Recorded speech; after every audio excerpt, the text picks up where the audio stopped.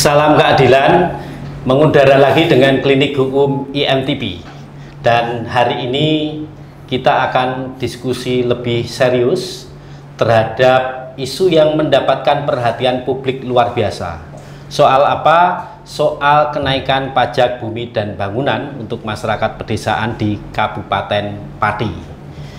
Nah, sebelum kita mendiskusikan lebih lanjut, dan hari ini sudah hadir narasumber yang kompeten berkaitan dengan diskusi hari ini. Yang pertama adalah Ibu Dian Puspitasari. Selamat sore Ibu Dian. Selamat sore Bapak. Ya, Bu Dian adalah Direktur Lembaga Bantuan Hukum atau LBH Aman di Kabupaten Pati. Dan sebelah kirinya lagi Ibu Siti Farida, Kepala Komisi Ombudsman Perwakilan Jawa Tengah. Benar ya Ibu ya? Selamat sore. Selamat sore Sehat Pak selalu Karma. ya. Alhamdulillah.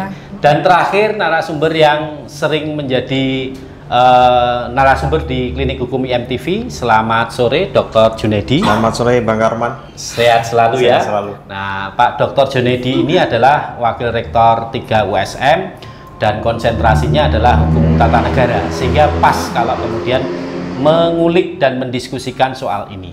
Nah, sebelum ke narasumber yang lain, saya berikan kesempatan kepada Ibu Dian, Direktur LBH Aman. Kita pengen tahu nih soal isu yang lagi viral di Kabupaten Pati, bahwa tanggal 13 Agustus adalah hari besar melakukan aksi. Dan disebut di publik adalah mendatangkan 50.000 masyarakat Kabupaten Pati. Kaitannya dengan statement Pak Bupati Pati yang memang dalam tanda petik ya mempersilahkan aksi demo 5.000 atau dengan 50.000. Nah, kita pengen tahu nih bagaimana sih sebenarnya kenaikan pajak bumi dan bangunan di Kabupaten Pati ini naik sampai dengan 250% itu dasarnya apa dan bagaimana mekanismenya yang terjadi selama ini?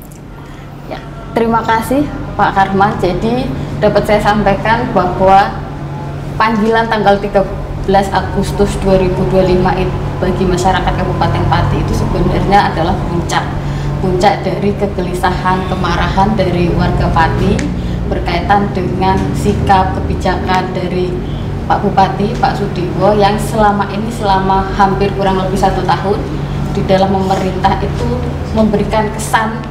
Yang pertama itu adalah soal sikapnya yang arogan di publik gitu ya. Kemudian yang kedua, Pak Bupati ini dalam 1 tahun terakhir itu juga mengeluarkan kebijakan yang sebenarnya itu tanpa ada proses partisipasi dalam masyarakat yang dilalui. Nah, puncaknya itu adalah lahirnya Peraturan Bupati Nomor 17 Tahun 2025, di mana salah satu isinya itu adalah menaikkan PBB sampai 250%. Nah, menurut Pak Bupati, karena ada 14 tahun yang tidak naik, sehingga Pak Bupati mengambil inisiatif diakumulasi dari 14 tahun pajak PBB yang tidak naik itu kemudian diakumulasi, diambillah tengah-tengah 250. Persepsinya Pak Bupati harusnya jauh lebih naik lagi karena bisa sampai 1000% atau 1400%. Nah, ini kan yang tidak pertama dalam penyusunan Peraturan Bupati itu minim partisipasi masyarakat. Jadi tidak ada satupun masyarakat yang dipanggil kemudian diajak komunikasi, padahal ini sangat berkaitan dan berdampak langsung pada masyarakat. Yang kedua, kebijakan itu kan lahir di tengah-tengah situasi ekonomi secara global itu lesu, Pati itu juga lesu. Itu ya, ekonomi perdagangan sulit, kemudian juga lapangan pekerjaan yang pengangguran meningkat, kemudian juga sebelumnya ada efisiensi dari Pak Bupati mengenai pegawai di BULD yang kemudian diefisiensi. Nah, ini kan menimbulkan gejolak yang akhirnya memuncak pada statement Pak Bupati yang terkesan memberikan tantangan kepada masyarakat Pati, yaitu jangankan 5.000, 50.000 orang aja saya tidak gentar. Nah, ini yang kemudian statement di publik ini yang kemudian mendorong masyarakat Pati untuk bersatu dalam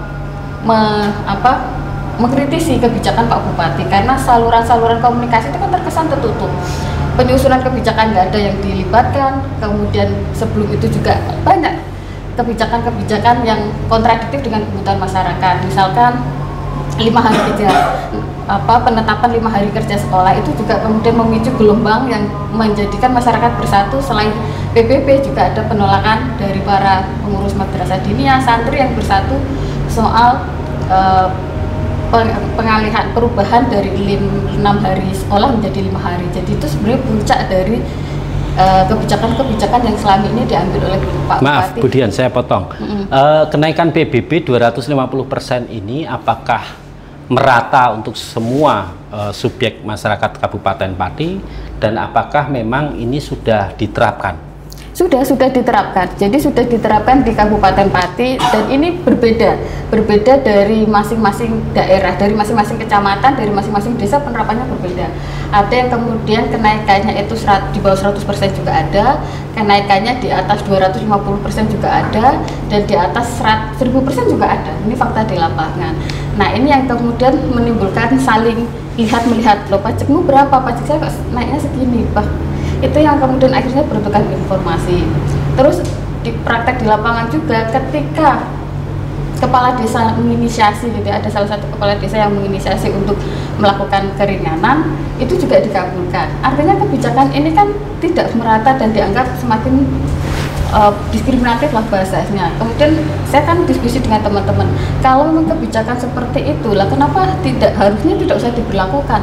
Toh kepala desa juga bisa mengajukan penghapusan pajak dengan mengajukan ke bupati. Cuma mekanisme penghapusan pajaknya atau keringanan pajak ini yang kemudian tidak di-share ke seluruh kepala desa atau ke masyarakat, sehingga dia bisa kemudian mengakomodir dirinya sendiri. Kemudian yang ketiga, urgensinya apa naik 250%? Itu urgensinya apa? Kalau memang dianggap PAD-nya itu kecil, kan ada jalan lain yang tidak hanya pajak, karena 250% itu sangat membebani. Kan dampaknya tidak hanya ketika saya pajaknya 30.000 kemudian menjadi 100.000, kan tidak. Masyarakat kan mengeluh juga dampak-dampak efek-efek selanjutnya. Ketika ada jual belinya mampu, cuma kadang nggak mampu bayar pajaknya karena terlalu tinggi itu. Nah, itu efek-efek yang dirasakan di wilayah Kabupaten Pati. Apa yang kira-kira Bupati sudah lakukan ketika gelombang aksi besar-besaran dan mendapatkan perhatian publik luar biasa? Ya, setelah mendapatkan perhatian dari berbagai kalangan itu kan akhirnya kan Bupati pertama dia mengeluarkan surat keputusan gitu ya, surat keputusan nomor 900 yang kemudian memerintahkan kepada seluruh camat untuk bahwa kenaikan pajak PBB 250% itu dibatalkan. Nah, mekanisme ini kan ya menurut saya itu harus ditelisi ulang, karena kan itu kebijakan 250% kenaikan pajak itu diatur melalui peraturan bupati. Kemudian dengan entengnya kepala daerah, Pak Bupati hanya mengeluarkan surat ketetapan yang diserahkan kepada seluruh camat agar ini dibatalkan. Kan proses hukum tidak bisa seperti itu, proses pembatalan tidak bisa seperti itu. Kami tetap dari masyarakat Pati tetap akan beraksi, karena kan ini harus melalui prosedurnya harus benar, jangan hanya kemudian seakan-akan memberikan angin segar, kemudian memberikan rasa ya sudah ini saya turuti, tetapi mekanismenya tidak sesuai dengan peraturan yang ada. Ini yang kemudian harus masyarakat kritisi, karena sebagian masyarakat kan yang dibangun oleh Pak Bupati di publik itu juga menyampaikan, loh sudah saya turuti kok, sudah saya batalkan. Bagi masyarakat awal memang betul sudah dibatalkan melalui statement publiknya dan melalui surat keputusannya itu. Tapi kan kalau dikaji ulang nanti Pak Jun kan bisa mengulas bahwa tidak seperti itu mekanismenya. Ada mekanisme yang harus dilalui oleh Pak Bupati, dan itu benar-benar menjadikan masyarakat yakin bahwa betul itu memang batal gitu. Tidak bisa kemudian hanya berstatement di publik dan mengeluarkan surat keputusan. Yeah. Gitu. Sinyalnya kelihatannya langsung tertuju pada Pak Dr. Junaidi. Jadi ada pertanyaan mendasar yang tadi secara faktual ini ada kenaikan pajak bumi bangunan 250% yang sudah diterapkan. Tapi ketika ini menjelang gejolak yang luar biasa, akhirnya Bupati seperti yang tadi Bu sampaikan Budian mengeluarkan surat keputusan kepada seluruh camat di Kabupaten Pati bahwa substansinya adalah kenaikan pajaknya 250% dibatalkan, dan yang kedua adalah bagi masyarakat yang sudah terlanjur membayar pajak, uangnya dapat dikembalikan.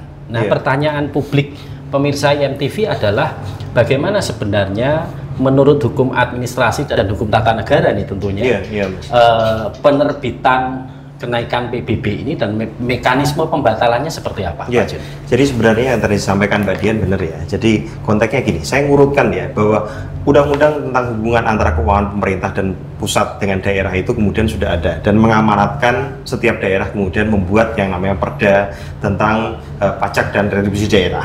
Yang kemudian di Kabupaten Pati itu Perdanya nomor 1 tahun 2024. Yang akhirnya kemudian lahirlah peraturan pelaksananya, yaitu peraturan Bupati nomor 12 tahun 2024 ya, seingat saya seperti itu. Kemudian ketika diatur dalam Perda nomor 1 tahun 2024 itu tentang pajak dan retribusi daerah tersebut, itu ada pasal 6 bagaimana mekanisme kenaikannya, terus bagaimana kemudian cara penentuan tarifnya dan lain sebagainya. Ada satu kunci di situ, ada satu ayat yang menyatakan seperti ini, kenaikan itu dapat dilakukan setiap 3 tahun sekali. Nah pertanyaannya, kalau perbubnya itu dibuat pada tahun 2024, kenaikannya tahun berapa otomatis? Berarti 2024, 2025, 2026, 2027. Logikanya seperti itu. Tiba-tiba kemudian 2017 bikin perda lagi. Nah kalau kemudian kita katakan bahwa penetapan daripada perda itu, berlakunya perda itu kan berarti tahun 2024. Kenaikannya dihitung dari tahun 2024. Ini 2025 sudah kemudian membuat satu bentuk formulasi peraturan bupati yang kemudian tiba-tiba menaikkan dengan nominal sebesar 250% yang kemudian di banyak headline-nya. Menurut pendapat saya memang bupati ini aneh-aneh aja gitu kan. Jadi pada satu sisi statement ketika yang bersangkutan, saya lihat potongan-potongan videonya ya, itu akan berkomitmen tidak akan menaikkan pajak. Kita harus cari alternatif lain ya. Jadi yang kemudian kita pilih itu sebenarnya visi misi bupati. Kalau bupati nggak punya visi misi yang jelas, mereka masyarakat nggak pilih. Tapi kalau kemudian punya visi misi, harusnya itu yang dijadikan acuan. Nah, lebih heboh lagi, yang jadi masalah lagi, ketika didesak oleh masyarakat, ini memberatkan kami dan lain sebagainya. Harusnya aspirasi itu diinisiasi sebagai bentuk ide-ide untuk kemudian digunakan atau tidak digunakan pertimbangannya. Nah, tapi ternyata kemudian tetap dijalankan. Pada akhirnya ada desakan demo dan lain sebagainya. Saya melihat ada satu persoalan ketika pembatalannya. Harusnya pembatalannya itu bukan pakai surat. Saya tadi agak koreksi Mbak Dian ya Mbak, barangkali saya salah ya. Surat keputusan dengan surat itu beda. Saya lihatnya selama ini yang saya lihat di media-media itu pakainya surat. Surat itu nggak produk hukum, surat itu hanya sekedar statement bahwa ini saya nyatakan dibatalkan. Tapi perbubnya tidak ada kata-kata pembatalan, ya otomatis perbubnya masih jalan sampai sekarang. Berarti secara tegas dengan surat kepada camat Kabupaten Pati yang substansinya membatalkan dan mengembalikan uang itu belum dikatakan sebagai bentuk itu nanti malah yang menerima bisa jadi pelanggaran gitu. Artinya perbubnya bisa jadi pelanggaran. Artinya perbubnya masih berlaku ya Pak? Masih berlaku. Ya. Jadi kalau kemudian di model-model kayak gitu, kita kan negara hukum ya. Aturan hukum kadang-kadang gini, perda itu diubah dengan peraturan yang sama sederajat ya. Yang di dalam ketentuan peralihan itu dinyatakan bahwa peraturan daerah sebelumnya atau kemudian kita katakan perbubnya itu peraturan bupati sebelum dinyatakan tidak berlaku, yang digunakan adalah peraturan bupati ini. Kalau nggak ada seperti itu, ya mana ada surat peraturan bupati dibatalkan dengan surat saja seperti itu pemberitahuan. Nah ini kan nggak fair, sama kayak Mbak Dian tadi pada prinsipnya. Berarti boleh disimpulkan bahwa sampai dengan hari ini perbubnya belum dicabut dan belum dibatalkan ya. Kalau agak nggak mudeng, saya siap hadir di daerah. Nanti perlu mengedukasi nih masyarakat Pati dan Pak Bupati khususnya. Barangkali dibutuhkan pengangguran saya. Potensi Pak Jun. Nah, saya kembali ke Bu Farida. Bu Farida, ini kan ombudsman ini bagian dari meneropong ya bagaimana layanan publik oleh penyelenggara negara, pemerintah dalam konteks mungkin pembayaran pajak, mungkin dalam konteks bagaimana regulasi ini dibuat secara hukum. Nah pertanyaannya adalah apakah kemudian telaah atau teropongan ombudsman ini perlu ada sebuah upaya dari Komisi Ombudsman untuk kemudian melakukan upaya-upaya supaya ini tidak menjadi sebuah bola liar yang secara hukum nanti kemana-mana gitu. Kira-kira apa yang sudah dilakukan dan apa ya? Baik, jadi memang secara kelembagaan sekaligus ini sampai kepada publik ya, karena Ombudsman kan lembaga negara yang harus mempertanggungjawabkan kepada publik. Jadi kami memang sudah melakukan berkoordinasi dan secara resmi kita bersurat bahwa kami sangat menekankan, mengharapkan bahwa seluruh jajaran pemerintah Kabupaten Pati dalam berperilaku, dalam merespon harus mengedepankan prinsip-prinsip arif dan bijaksana.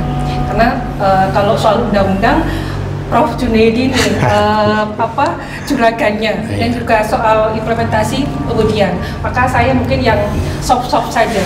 Jadi gini, bahwa sebelum menjadi pemimpin yang baik itu harus menjadi pelayan yang baik. Ini mendasar dalam pelayanan publik.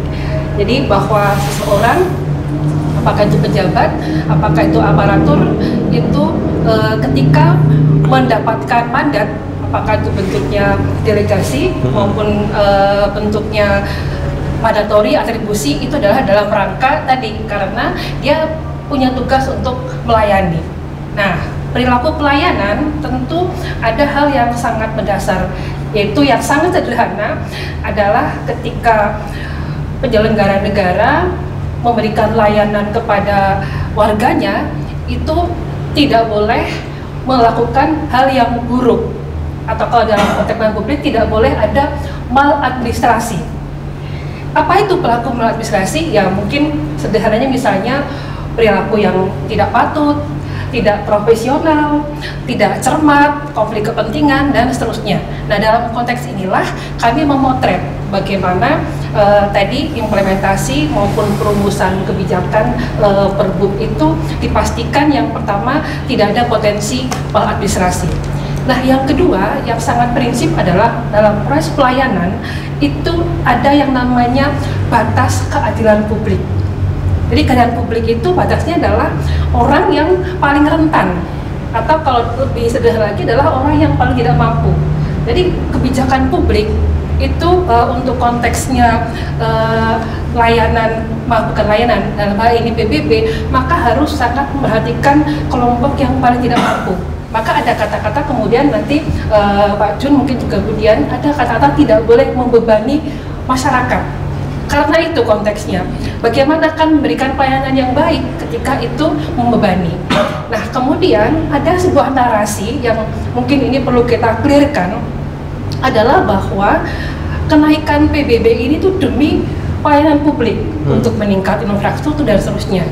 Padahal yang harus kita pahami, pemenuhan kebutuhan dasar, misalnya pendidikan, kesehatan, itu adalah kewajiban pemerintah. Yang lagi-lagi prinsip juga sederhana, tidak boleh membebani masyarakat. Jadi jangan kemudian ada sebuah narasi bahwa ini untuk kepentingan publik. Tapi pada saat yang sama ada dalam tanda petik ya dinamika publik. Nah, sekecil apapun dinamika publik itu menjadi bagian yang sangat penting dalam perumusan kebijakan publik. Karena partisipasi konteksnya pelayanan publik itu adalah menjadi kewajiban dari penyelenggara pelayanan publik untuk mendengarkan.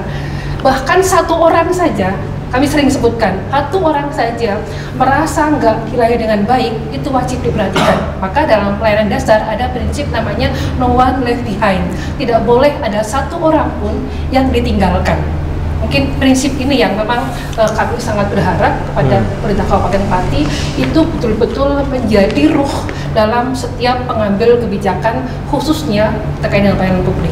Oke, pertanyaan mendasar Ibu Siti Farida. Tadi dikatakan bentuk ukuran atau parameternya adalah tidak ada maladministrasi. Nah, apakah kemudian yang disampaikan Budian tadi itu ketika Perbup ini diterapkan, terus kemudian gejolak luar biasa dibatalkan dengan surat. Nah, apakah kemudian pembatalan dengan surat kepada camat-camat seluruh Kabupaten Pati itu dapat dikatakan sebagai maladministrasi, bukan? Ya, karena kan dalam maladministrasi kan salah satunya adalah bahwa segala sesuatu dilakukan sesuai dengan prosedur. Nah, di sini ketika ada prosedur yang mungkin tidak firm atau berpotensi disimpangi, maka ada potensi maladministrasi. Nah, ketika ini ada administrasi, maka publik yang berpotensi mengalami kerugian.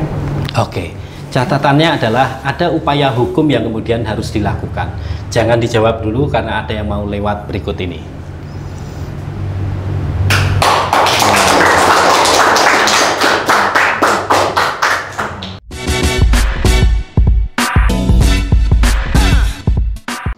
mengangkat topik di sekitar kita, menghadirkan narasumber yang kompeten, berwawasan luas, menginspirasi, mengedukasi, dan menghibur.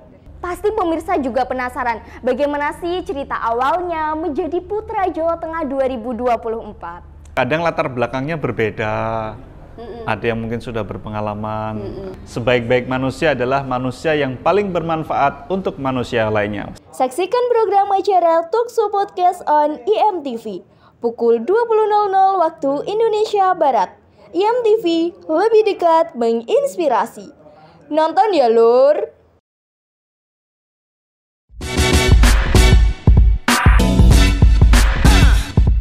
Ya, terima kasih kepada pemirsa IMTV dimanapun berada, masih setia dengan program Klinik Hukum.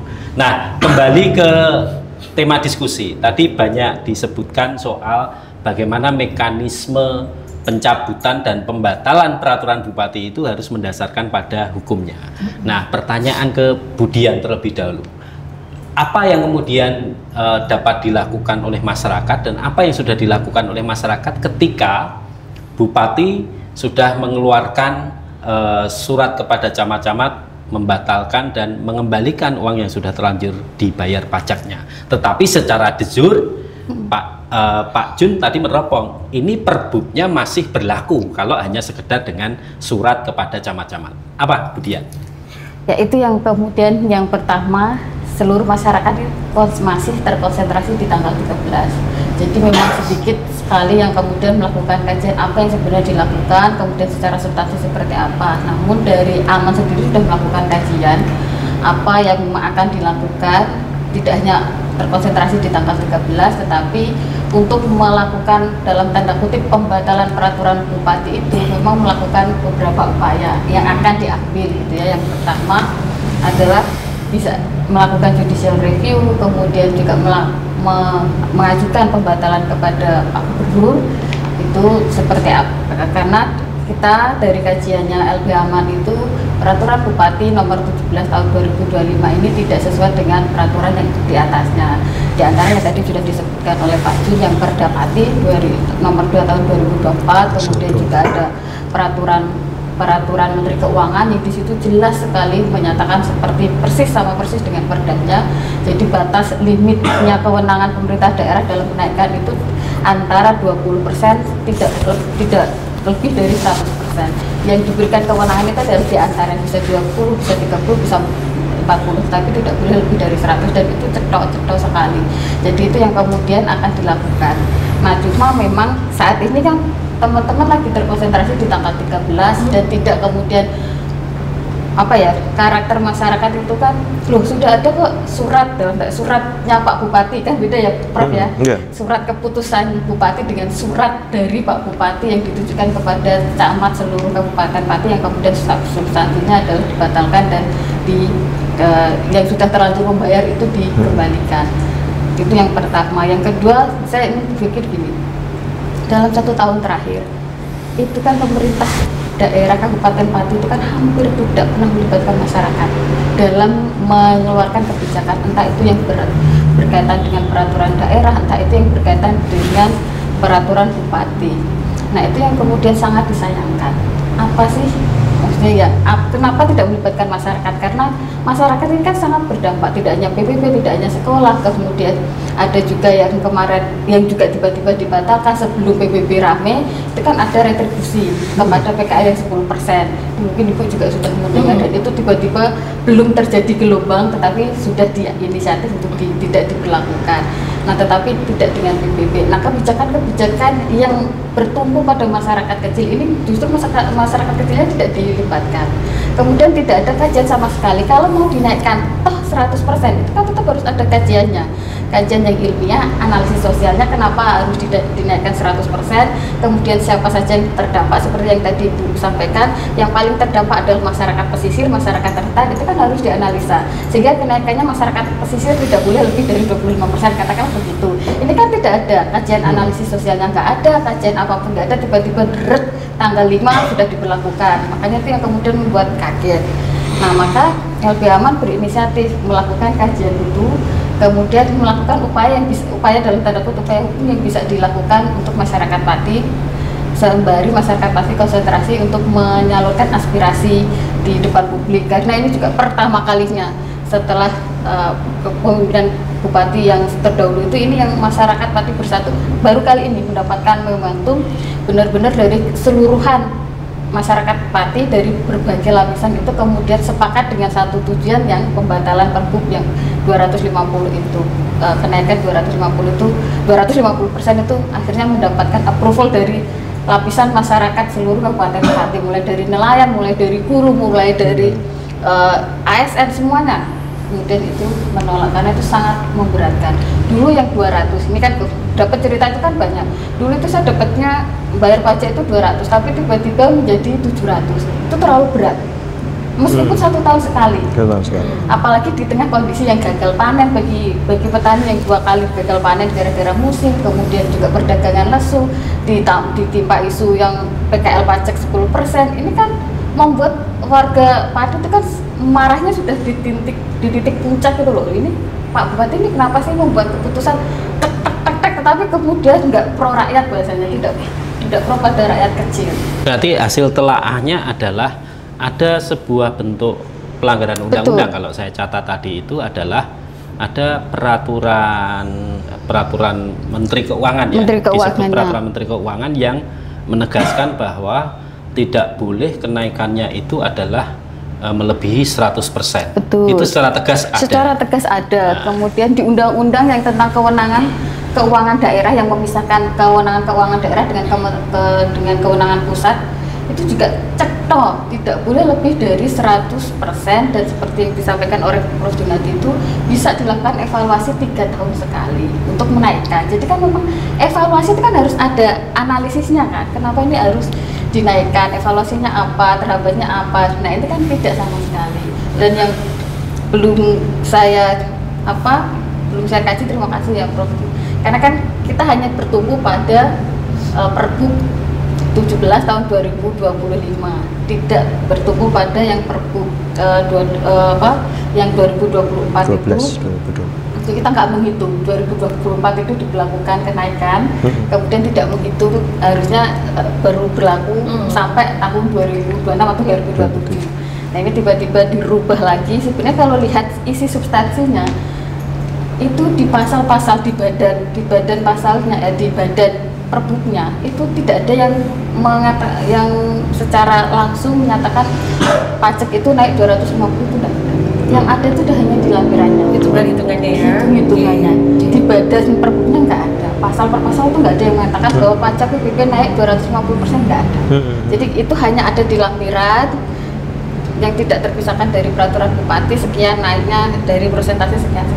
Oke, ini saya tidak akan bertanya kepada Google, langsung yang berkompeten, Profesor Dr. Junedi. Tadi pertanyaannya adalah Profesornya Amin. Amin. Itu doa. Jangan diralat. Itu doa. Jadi pertanyaannya adalah tadi dijelaskan bahwa hasil telaah LBH Aman itu ada bentuk pelanggaran terhadap undang-undang di atasnya. Pergub yang terakhir yang mengatur soal kenaikan 250%. Sementara di peraturan Menteri Keuangannya itu tidak boleh melebihi 100%. Nah, ini apakah ini dapat dikatakan sebagai bentuk pelanggaran undang-undang di atasnya? Nah, pertanyaan Pak Jun adalah, saya yakin ada regulasi yang mengatur dan menegaskan bagaimana produk penyusunan produk hukum daerah. Nah, kita ingin tahu bagaimana sih mekanisme penyusunan produk hukum daerah, dan secara konkret bagaimana ketika ini ada bentuk pelanggaran undang-undangnya, bagaimana teknis mencabut dan membatalkannya, Pak Junedi. Jadi gini Mas Karman, jadi yang pertama tentunya saya melihat ini persoalan dari pemerintah Kabupaten Pati yang hari ini dipimpin oleh Pak Sadewo seperti itu, yang konteksnya tentunya menjadikan hukum itu sebagai panglima dan sebagai acuan dalam penyelenggaraan pemerintahan. Kalau kemudian tidak seperti itu, kemudian kita bicara soal pemerintahan, letterlek dia punya kekuasaan, dia jalankan tanpa melihat siapapun, ini jadinya nanti kemudian akan terjadi absolute power dan absolute is corrupt seperti itu, kata Lord Acton. Kecenderungan untuk korupsi itu pasti akan terjadi kalau kemudian model-modelnya seperti itu. Makanya yang tadi dilihat oleh Mbak Dian, ada istilahnya aspirasi publik. ada pakai perasaan kalau Bu Ibu Ketua Ombudsman yang baik hati ini kan. Keadilan publik. Keadilan publik ya. Ada Ada keadilan publik, ada perasaan publik yang harus kemudian dikedepankan. Ini faktor utama sebenarnya. Jadi kalau bikin aturan hanya sekedar bikin aturan, saya pikir kemudian ya siapapun akan bisa seperti itu. Tapi pimpinan itu harus menjadi contoh dan figur. Undang-Undang Nomor 12 Tahun 2011 tentang pembentukan peraturan perundang-undangan itu jelas-jelas ada aspek keadilan, kemanusiaan, hakikat satu hukum itu kayak apa, bagaimana kemudian public hearing yang kemudian disampaikan oleh Mbak Dian tadi itu harus kemudian digunakan. Nah, persoalannya memang kemudian peraturan bupati itu kemudian beda dengan peraturan daerah. Kalau peraturan daerah itu paling tidak harus difasilitasi oleh provinsi, mendapatkan nomor register seperti itu. Nah, tapi menjadi catatan penting ya, keadilan publik, perasaan publik yang tadi disampaikan Ibu Ketua Ombudsman itu kan paling tidak harus dikaji dalam konteks untuk kenaikan pajak ini. Yang pajak ini yang saya katakan ya, meskipun 1 tahun sekali, ini jantungnya masyarakat. Kalau jantungnya masyarakat itu bagaimana? Hal-hal yang kemudian penting, hal-hal yang kemudian dekat dengan masyarakat, itu kajiannya harus komprehensif. Nggak kemudian mentang-mentang kewenangan Perbub itu ada pada saya akan kemudian ubah sesuai dengan kehendak saya. Nggak bisa kayak gitu. Meskipun ya catatannya ya, pimpinan kepala daerah itu dipimpin secara diberikan legitimasi secara langsung melalui pemilu. Tapi mekanisme yang ada ketika dia kemudian menjabat itu, nggak mungkin dia katakan hanya sudah saya dikasih legitimasi, maka saya jalankan kekuasaan ini sesuai dengan kehendak saya. Kayak gitu akeh tunggali, kayak gitu bahasanya. Nah, kalau kemudian sudah terjadi seperti ini, bagaimana yang harus dilakukan? Maka kemudian pemerintah harusnya memang evaluasi. Bukan hanya kemudian masyarakat itu ditunggu demo 5.000, nanti silahkan 50.000. Nanti kalau 50.000 akan saya turunkan 100.000. Nggak kayak gitu. saya kayak gitu malah prihatin saya malah. Sebagai juga kemudian orang asli Pati juga ya kebetulan. Jadi keprihatin juga kalau model-modelnya kayak gitu. Ya nggak usah nunggu masyarakat demo. Kalau nunggu masyarakat demo, saya khawatirnya pemerintah pusat juga ini khawatir juga. Kalau kemudian demo seperti itu malah merembetnya kemana-mana, kita kan pingin negara kita pingin stabil. Karena kemudian di era Soeharto itu kan jelas-jelas stabilitas itu menjadi payung utama ekonomi itu bergerak. Tapi kalau kemudian seperti ini bagaimana? Saya berharap hari ini saya masih mendapatkan berita bahwa Perbu pembatalannya itu belum ada. Segera mungkin Perbu pembatalan itu dimunculkan seperti itu di publik. Termasuk juga bagaimana kemudian kita melihat soal 6 hari seperti itu sekolah. Ini kesadaran masyarakat kan nggak sampai segitu. Orang Pati itu saya lihat kan lebih kenal TPQ daripada sekolah umum barangkali. Sekolah umum bahkan menjadi bagian daripada selalu berdampingan dengan sekolah non formal. Nah, maka dalam pikiran-pikiran saya yang bupati itu harus dilakukan, aspek hukum itu harus dikedepankan. Peraturan bupati tentang masalah PBB tadi itu, P2 itu kemudian harus dibatalkan dengan peraturan bupati. Surat edaran yang dikeluarkan terkait 6 hari itu juga harus dibatalkan dengan surat edaran, bukan dengan surat. Ya. Karena kemudian aktivitas hukum, legal activism saat ini itu menjelaskan, menarasikan bahwa surat edaran itu hampir dianggap sebagai norma hukum seperti itu. Kalau surat edaran kemudian dibatalkan dengan surat, meskipun itu pejabatnya lebih tinggi, ini dianggapnya norma hukumnya itu beda. Kita bisa berdiskusi panjang lebar soal masalah itu. Tapi sejatinya kemudian saya pikir kehendak masyarakat ini sudah cukup luar biasa sekali. Bukan kemudian masyarakat dalam artian menolak semua kebijakan pemerintah. Orang Pati itu lebih banyak adem-adem ayemnya. Kayak saya Kayak malah nyanjung dirinya sendiri. Kayak bagian aja lah. Pak Jun, ini untuk menjawab pertanyaan publik juga. Artinya peraturan bupati itu harus dibatalkan lewat peraturan bupati pula. Iya. Nah, pertanyaannya adalah ketika bupati ini belum membatalkan peraturan bupati tentang kenaikan PP ini, selain judicial review yang tadi ditelaah oleh LBH Aman, ada nggak sih institusi lain misalnya, apakah Menteri Dalam Negeri, apakah Gubernur? Kalau tadi Pak Jun sampaikan kan Gubernur dalam konteks perda ya, tetapi apakah kemudian ada institusi lain Mendagri yang bisa membatalkan ketika ini bertentangan dengan undang-undang? Ya, jadi sebenarnya kalau kemudian kita punya asas hukum itu kan banyak. Ada leg post reducating inquiry, ada leg spesialis, ada leg generalis seperti itu. Banyak asas hukum yang kita gunakan.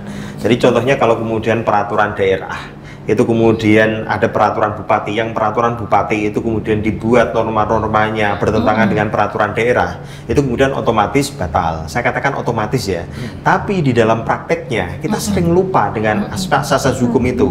Kadang-kadang peraturan bupatinya meskipun tidak sesuai dengan peraturan yang di atasnya tetap dijalankan. Saya kasih contoh banyak, ratusan bahkan seperti itu di Indonesia, itu seperti itu konteksnya.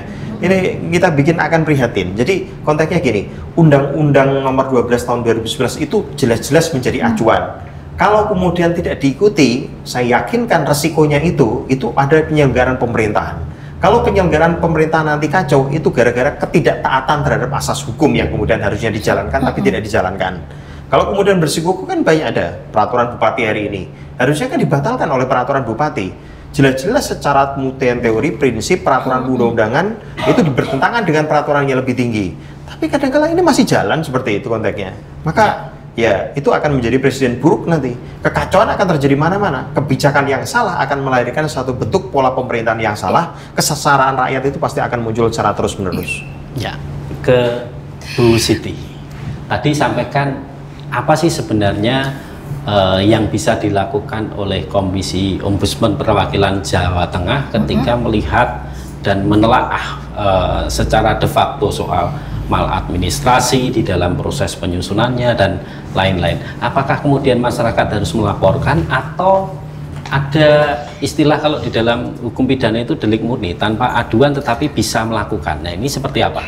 Ya, mungkin sebelum ke hal yang spesifik ya, kami nyambung dari Prof. Junadi tadi ya, bahwa konteksnya maladministrasi yang paling mendasar adalah tidak boleh ada kelalaian dan pengabaian hukum. Jadi ini prinsip utama ya dalam kita meneropong pelayanan publik. Jadi di mana ada kelalaian hukum, di mana ada pengabaian, maka potensi kerugiannya atau tadi potensi apa ya, kekacauannya ya atau potensi ketidaknya memang sangat tinggi karena ada kelalaian untuk pengabaian hukum. Makanya kemudian masih ditambahkan lagi dan juga tidak boleh ada penyalahgunaan wewenang atau yang melampaui. Nah, maka kemudian yang paling mungkin dilakukan kalau konteksnya ombudsman tentu sampai saat ini memang ada satu laporan ya yang masuk ke kami, tapi sifatnya tadi masih menyoal kebijakan. Nah, kalau kebijakan lebih pasti adalah nanti judicial review. Tapi kan kami juga punya mekanisme lain, yaitu namanya mekanisme koordinasi kelembagaan. Jadi memang secara khusus kami sampaikan bahwa potensi maladministrasi berupa kelalaian hukum itu memang penting untuk kemudian dilakukan, kalau dalam bahasanya mungkin pembatalan, kalau dalam bahasa kami korektif. Terus ada perbaikan. Perbaikan itu kan tadi bisa berupa tadi ya nusuli layangan pedot ini istilahnya ya. Kalau sudah orang Jawa, apalagi orang Jawa bilang kalau kadung maut angel disaut. Nah, maka sebelum ini mautnya beneran, monggo kita perbaiki bersama-sama, antara lain dengan tadi mencoba melakukan perbaikan dalam konteks yang sesuai dengan regulasi dan aturan. Jadi kalau misalnya memang tadi pembatalan, ya harus ada produk hukum yang setara. Nah, kebetulan kami belum lama sempat memang secara informal berkomunikasi dengan Biro Hukum Provinsi Jawa Tengah dan sempat menanyakan bagaimana ini bisa dalam tanda petik ya lolos dari evaluasi. Ini kan juga penting ya. Jadi bahwa sebenarnya ada fungsi-fungsi pengawasan atau yang kita sebut dengan executive review. Nah, barangkali mungkin PR-nya Prof. Junadi dan PR-nya kami juga ya, bahwa sebetulnya rasa keadilan publik itu ada mekanismenya yang kalau bahasa kami ya, yang difungsikan oleh lembaga-lembaga atau perangkat daerah. Problemnya kadang-kadang ini tidak optimal. Jadi perangkat-perangkat daerah, unit-unit atau mungkin entitas yang seharusnya menyuarakan keadilan publik itu memang kadang-kadang dalam tanda petik ya mungkin tergerus oleh isu-isu yang lain, apakah isu pendapatan asli daerah atau mungkin isu untuk peningkatan terutama PAD. Ini memang kadang-kadang menjadi satu suara yang tidak cukup kuat. Nah, sehingga sederhana dalam kesempatan yang baik ini agar semua entitas yang itu merupakan kuasi masyarakat sipil, terutama dalam pemerintahan, itu harus kita fungsikan. DPRD misalnya tentunya harus ikut menyampaikan, dan juga fungsi di atasnya dari Pemprov dan tentunya juga dari Kementerian Dalam Negeri, termasuk juga Ombudsman sebagai bagian dari representasi pengawasan masyarakat sipil. Ada eksekutif review. Iya, eksekutif Ya. review. Ya, sebelum lebih lanjut mengupas soal bagaimana peran berbagai stakeholder dalam konteks memperbaiki soal peraturan bupati ini, ada yang mau lewat pariwara berikut ini. Nggak diminum, silakan.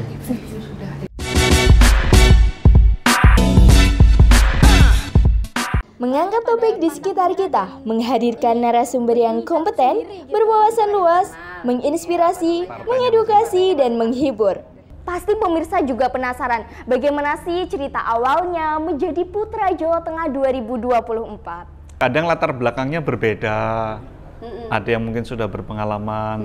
Sebaik-baik manusia adalah manusia yang paling bermanfaat untuk manusia lainnya. Saksikan program acara Talkshow Podcast on IMTV pukul 20.00 waktu Indonesia Barat. IMTV lebih dekat menginspirasi. Nonton ya lur.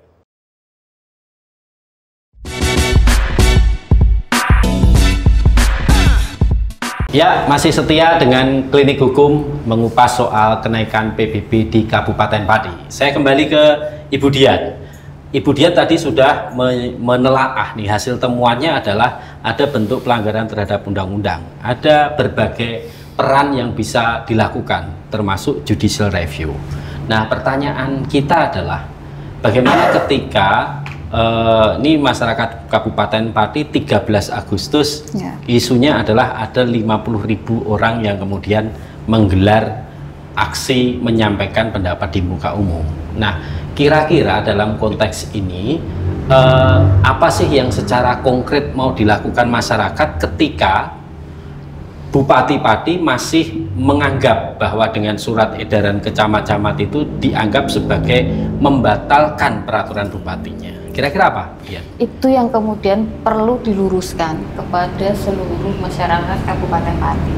Karena sebagian dari masyarakat Pati, kalau kita lihat itu sudah meyakini surat bupati, gitu ya, surat bupati yang ditujukan kepada seluruh camat di Kabupaten Pati itu sebagai produk kebijakan yang serta-merta dapat membatalkan.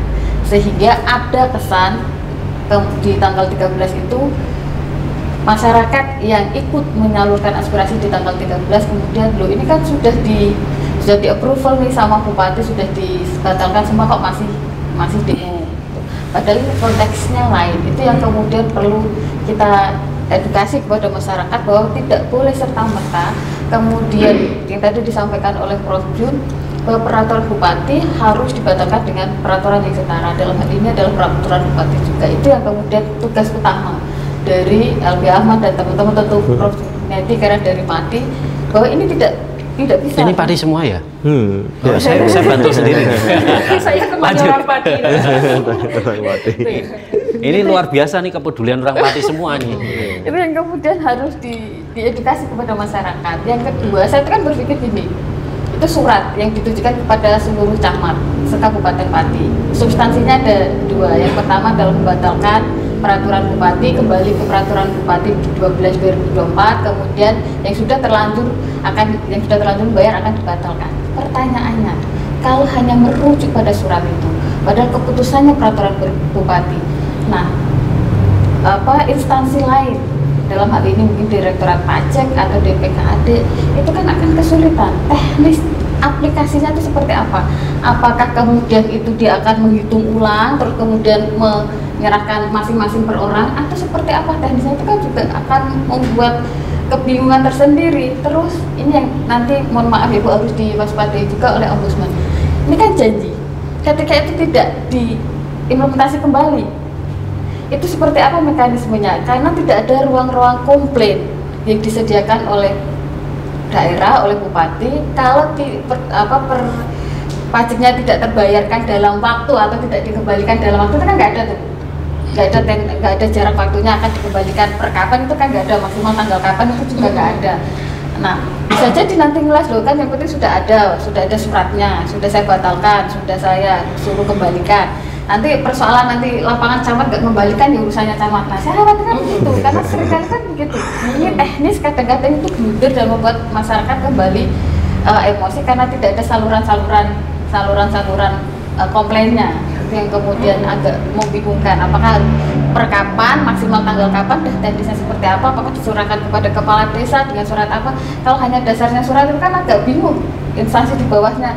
Lah keputusan pelaksanaannya melalui pergub, masa pembatalannya hanya surat edaran. Lah nanti yang dirujuk oleh instansi di bawahnya pakai apa, itu kan kemudian yang jadi kebingungan di sana. Dan itu yang menjadi PR bagi masyarakat Pati untuk tetap lebih kritis terhadap kebijakan, tidak hanya puas dengan statement publik yang dilakukan oleh kepala daerah, tetapi lebih kritis apakah statement itu juga diikuti dengan kebijakan-kebijakan yang sesuai dengan peraturan perundang-undangan. Oke, geser ke Ibu Siti Fadila. Soal eksekutif review nih, itu kan sebelum masih dalam konteks rencana penyusunan peraturan bupati.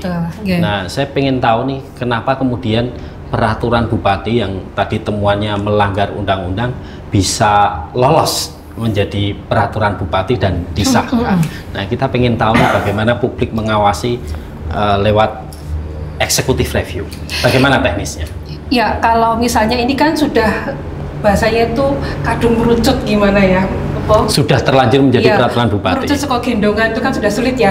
Tapi paling nggak kan tetap ada mekanisme ya. Jadi bahwa dalam hal ini kami kemarin memang baru secara informal berkoordinasi dengan Pemprov melalui asisten 1 ya, Sinkesra, itu menegaskan bahwa ini ada fungsi-fungsi pengawasan dari pemerintah provinsi sebagai wakil pemerintah pusat. Nah, apalagi ini juga sudah diperkuat ya dengan turunnya Irjen Kementerian Dalam Negeri. Ini adalah bagian dari yang memungkinkan untuk dilakukan tadi ya fungsi-fungsi katakanlah kalau dalam bahasa kami tetap korektif ya. Apakah nanti pembatalan ataukah mungkin nanti pencabutan itu teknis regulasi. Tapi bahwa di sini ada problem rasa keadilan yang dalam hal ini kalau ternodai nggak ini ya, ada rasa keadilan yang memang dipertanyakan. Nah, atau dalam kalau bahasa yang paling lebih ada potensi maladministrasi, maka harus ada perbaikan. Nah, perbaikan ini mungkin dilakukan oleh atasan satu tingkat di atasnya atau bahkan 2 tingkat. Nah, maksud kami bahwa kos ini relatif, hemat kami ya, relatif lebih kecil, lebih sedikit kalau itu betul-betul difungsikan. Jadi monggo masyarakat kita hormati dengan aspirasinya, pada saat yang sama fungsi pengawasan juga harus dilakukan.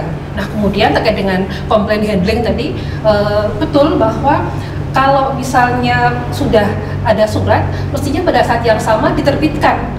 Monggo nanti mungkin bentuknya Prof. Junaidi nanti yang akan menegaskan. Tapi juga ada penjelasan prosedurnya, bagaimana dengan pengembalian, bagaimana untuk yang jatuh tempo, apakah hitung dendanya bagaimana. Nah, sehingga pastikan membutuhkan namanya pengaduan. Jadi dimanapun ada pelayanan publik, maka harus ada pengaduan difasilitasi oleh pemerintah Kabupaten Pati. Maka kami besok akan mendorong agar dibuat satu katakanlah posko pengaduan pembayaran PBB supaya jelas bahwa siapa yang kemudian harus ada pengembalian, dikembalikan, kemudian hitungan jatuh temponya per kapan itu kan penting. Nah, kami dorong lebih dahulu agar itu dilaksanakan oleh Kabupaten Pati. Nah, dalam hal masyarakat mungkin merasa belum mendapatkan penyelesaian, dipersilahkan melapor ke Ombudsman. Tapi yang paling prinsip kami mendorong seluruh pihak, terutama pemerintah Kabupaten Pati untuk melakukan korektif ataupun katakanlah perbaikan terhadap hal-hal yang tadi disebutkan mengarah kepada kelalaian atau pengabaian hukum. Ya, geser ke Pak Juni. Ini sudah nasi menjadi bubur. Iya, Mas. Sampaikan Bu Siti. Jadi ketika ini nasi sudah jadi bubur, bahwa peraturan bupati ini sudah terlanjur diterapkan. Nah, bagaimana mekanisme pengawasan dari berbagai peran ya tentunya, baik institusi, baik NGO, baik masyarakat, kira-kira di mana untuk bisa melakukan pengawasan? Sebenarnya kalau kemudian kita lihat konteks pengawasan ya, pengawasan itu bisa dilakukan oleh DPR, yang paling kelihatan malah hari ini sebenarnya. DPRD seperti itu punya kewenangan untuk memberikan hak interpelasi, hak angket, memanggil bupati seperti itu atau OPD-nya. Ini kenapa sih gitu kan? Tapi ternyata hari ini Saya nggak tahu belum ya. muncul wacana itu. Nggak tahu saya Mas Herman yang Ya. ngomong ya. Ya belum muncul atau apa itu kemudian kita lihat di publik. Jadi kalau kemudian biasanya kalau di nasional ya DPR RI ada masalah, kemudian contohnya lembaga-lembaga kementerian terkait dipanggil, itu lebih efektif Ada sebenarnya fungsi hari ini. pengawasan, ya. Nah ketimbang kemudian kalau kita lihat dinamikanya menjadi liar, bola liar hari ini. Nah sebenarnya ketika kemudian membentuk, saya melihatnya Perbup itu merupakan bentuk daripada open legal policy, kewenangan terbuka yang ditujukan kepada bupati untuk mengaturnya lebih lanjut. Yang itu kita baca di dalam pasal Undang-Undang Perda nomor 1 tahun 2024 pasal 6 ayat 6-nya kalau nggak salah itu menyebutkan bahwa ketentuan lebih lanjut terkait Ya, masalah tarif itu diatur open dalam legal. peraturan bupati. Nah, tapi konsep open legal policy itu sejatinya tidak boleh bertentangan dengan peraturan yang lebih tinggi. Itu prinsipnya. Apalagi kemudian bertentangan dengan prinsip-prinsip pembentukannya. Meskipun tadi itu adalah kewenangan mutlak daripada bupati itu sendiri. Nah, kalau kemudian masuk ke di provinsi itu tidak dikeluarkan nomor register. Kalau perda itu kan keluar nomor register itu. Kalau nggak dikasih nomor register maka otomatis perda itu nggak kemudian bisa disahkan. Tapi Perbup kan seperti itu, dikonsultasikan nggak ada nomor register karena open legal policy tadi. Nah, bagaimana kalau kemudian itu dibatalkan oleh peraturan yang lebih tinggi? Ya bisa mungkin saja kementerian-kementerian atau gubernur itu keluarkan surat keputusan barangkali. Tapi dari skala norma kalau menurut saya itu lebih cenderungnya adalah dibatalkan melalui bupati sendiri dengan peraturan bupati. Karena open legal policy. Open legal tadi ya, policy. betul. Jadi ini kalau kemudian tidak dibuat seperti itu, maka sejatinya kalau kemudian saya katakan ini salah satu bentuk wujud daripada kekurangan bupati dalam berkomunikasi terhadap masyarakat. Ya, caranya bagaimana? Saya pikir tadi Dian juga sudah menjelaskan, bupati itu harus membuat peraturan bupati terkait pembatalannya dan menggunakan perda sebelumnya yaitu Perda nomor 12 tahun 2024 tentang penetapan tarif itu. Kemudian yang kedua, di dalam peraturan bupati itu harus menjelaskan bahwa hal-hal yang kemudian menjadi pokok daripada implikasi atas Perbup sebelumnya sehingga sudah dilakukan penarikan, maka kemudian akan dikembalikan sesuai dengan ketentuan yang lebih lanjut diatur dalam surat edaran atau apa. Itu lebih fair saya pikir hari ini. Tapi kalau kemudian hanya statement saja, ini kan kemudian saya katakan bahwa produk norma hukum itu akan masih tetap berlaku. Dan apakah pengembalian itu bisa dilakukan seperti itu? Mana ada perintah seperti itu? Itu kan perintahnya pada surat. Ya, perintah utamanya itu adalah pembatalan peraturan bupati melalui Perbup dan kemudian ditindaklanjuti melalui suatu tindakan-tindakan teknis yang lain. Sama aja juga terkait 6 hari sekolah seperti itu. Malah isunya jadi blunder kemana-mana nanti. Saya khawatirnya itu malah menjadi satu bentuk bahan yang nantinya bahan itu kenapa demo hari ini kok tidak berhenti-berhenti? Karena mekanisme aturan hukum itu tidak dijalankan secara konsisten. Kalau saya pikir mekanisme aturan hukum itu kemudian pembatalan Perbupnya sudah dimunculkan, saya pikir ini lebih enak seperti itu.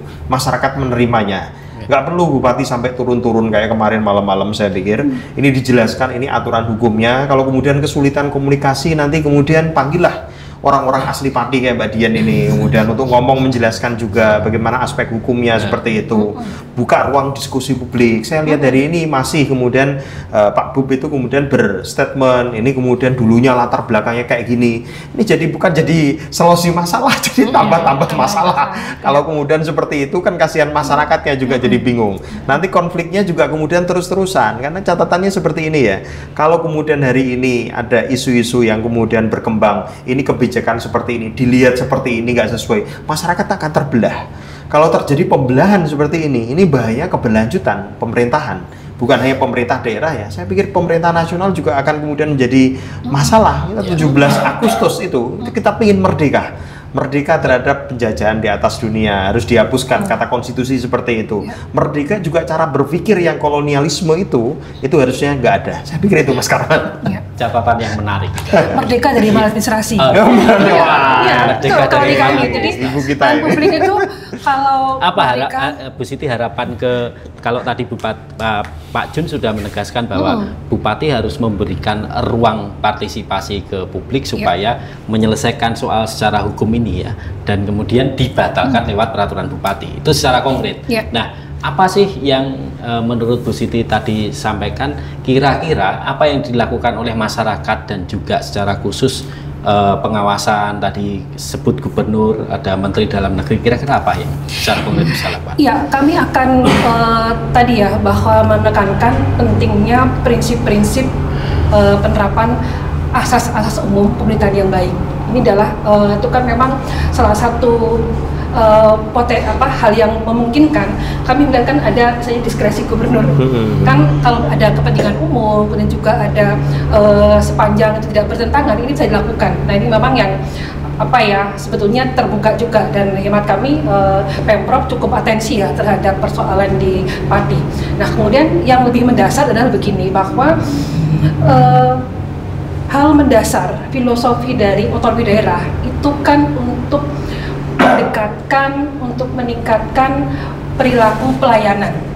Nah ini yang memang kami lihat perlu ada perbaikan signifikan.